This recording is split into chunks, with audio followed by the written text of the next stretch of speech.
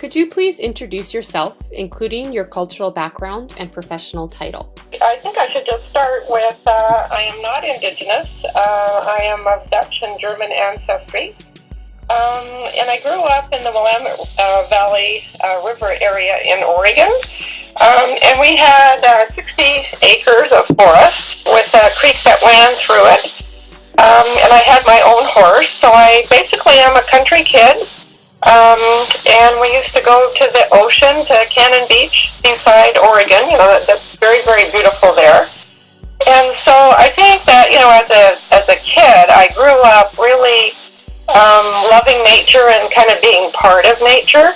I'm very, very aware of that. I had a lot of freedom, like I had my own horse, so I could travel around. And so eventually I became a environmental educator. I taught school, the primary grades, as well as intermediate grades in junior high school before teaching university.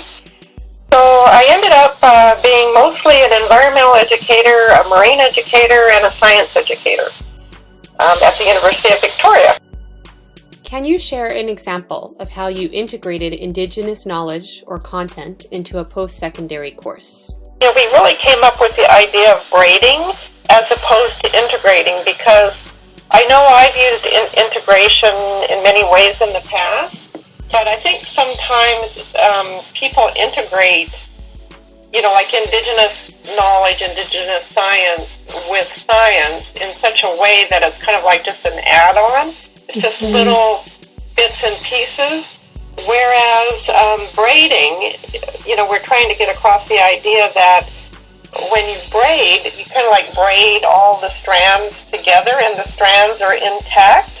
Like there's a certain reciprocity and a certain tension, but those strands come together to form the whole braid.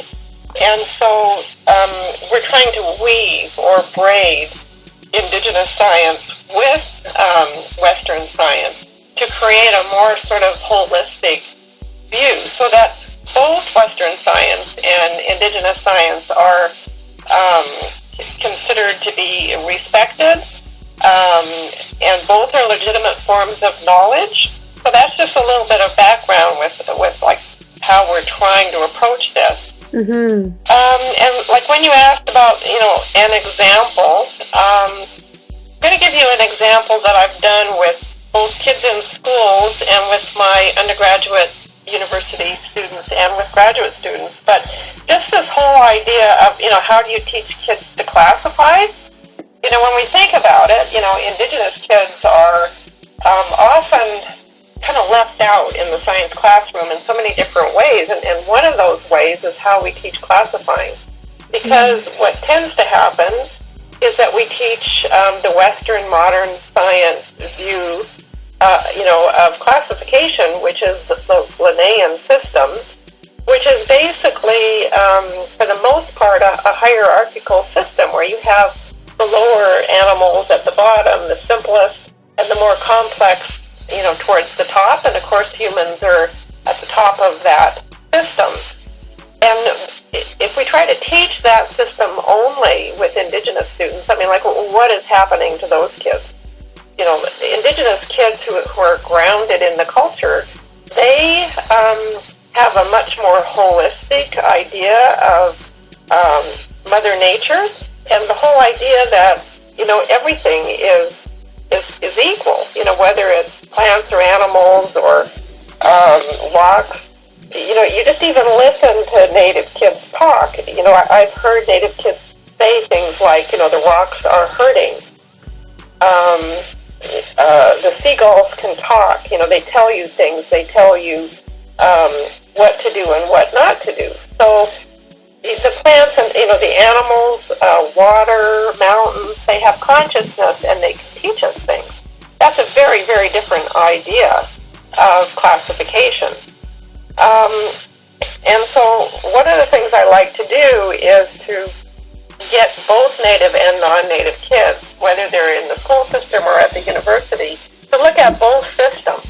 Mm-hmm. And I found a really wonderful quote from an Ojibwe who talks about an Ojibwean notion of Mother Earth and essentially classification. The only one that I've ever found that is that's kind of hierarchical in its own way, but it's interesting to hear it. It's the idea that Mother Earth and her lifeblood, water, is in first place or the most important because all the plants and the animals and humans depend on water and Mother Earth for their survival. So Mother Earth, the earth and the water is most important. Well, what's next of importance? It's plants, because plants depend on water, but animals and humans depend on plants. What's next important? Well, animals, because humans depend on animals for their survival, and the animals depend on plants and water. Mm-hmm. Well, who's in last place or the least important? Humans. Mm-hmm. Because the plants and the animals and the water and Mother Earth don't depend on humans for anything. They can survive quite nicely without us. But humans depend on animals and plants and water and Mother Earth for our survival. So we're the least important. Mm-hmm. So I love to sort of tell that story because it illustrates that there's many different ways of classifying, and the Linnaean system is only one of many. And so, and I could talk about other ways that Indigenous people classify, but their intimate knowledge of rocks and sand and gravel and what grows on a mud flat and which creatures where. Like, they classify many different things. But the point is that it's important in the science class or just the classroom to teach kids that there are different ways of classifying and that both Indigenous and Western science ways of classifying are legitimate and should be respected.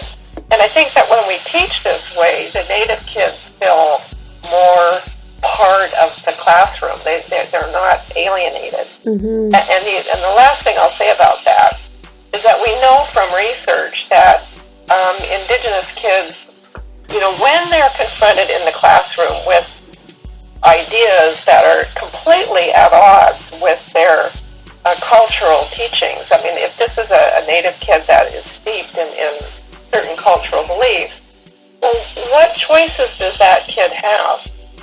That child can only do one of two or three different things.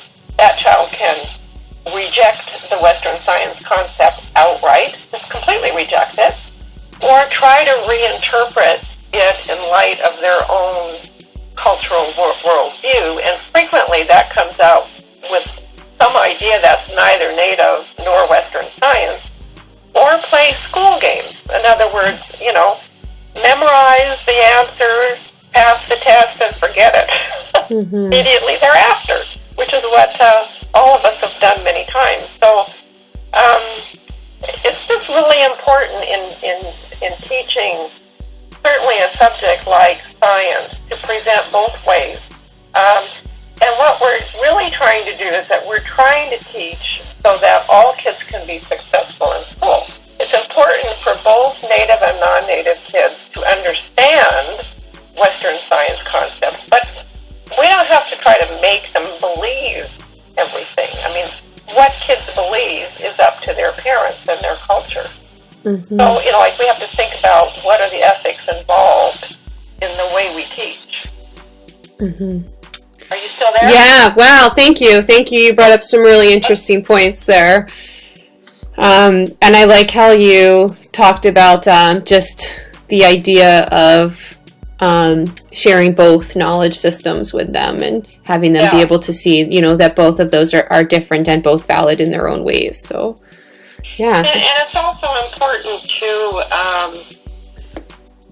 identify both systems. I remember one time many years ago going into a classroom where the teachers were attempting to incorporate Indigenous ideas, ecological knowledge, but they would mix Indigenous knowledge with Western knowledge and not identify the differences.